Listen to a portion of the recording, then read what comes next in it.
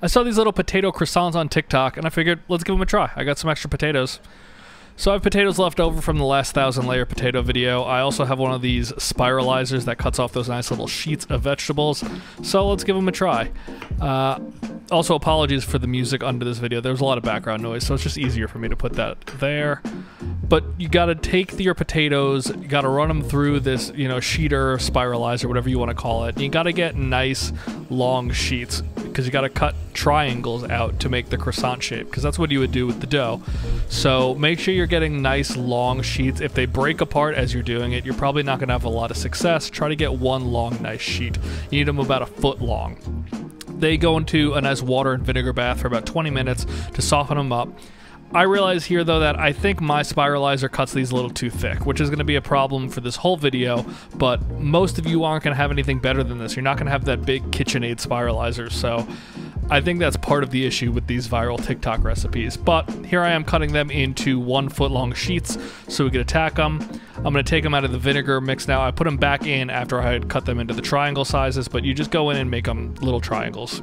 I used a ruler. You could do it whatever way is easiest for you, but I'm going to dry them off. And then online they put a mix of water and flour onto them, I guess to help bind it and help them shut, but that didn't help me at all.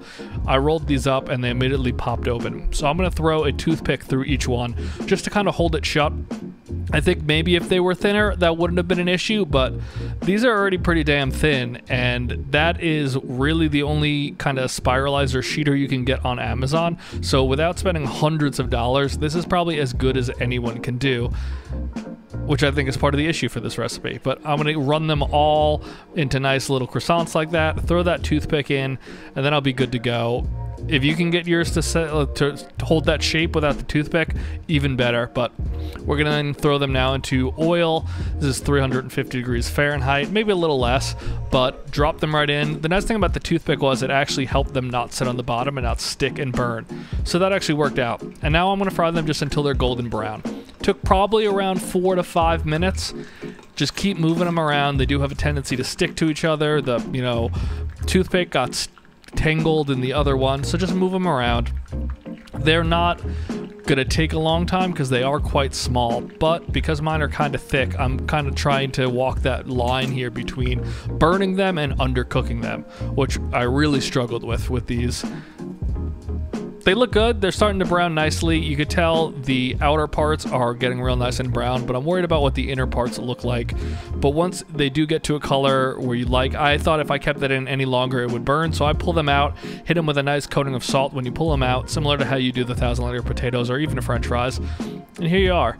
They look good. I don't know if this was worth the time or the effort because they don't have any textural difference than just making a French fry.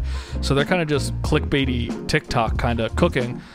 And also the innards were a little bit undercooked just because of how rolled up they were and the outside is starting to burn. So I don't really think these are worth making. They look cool.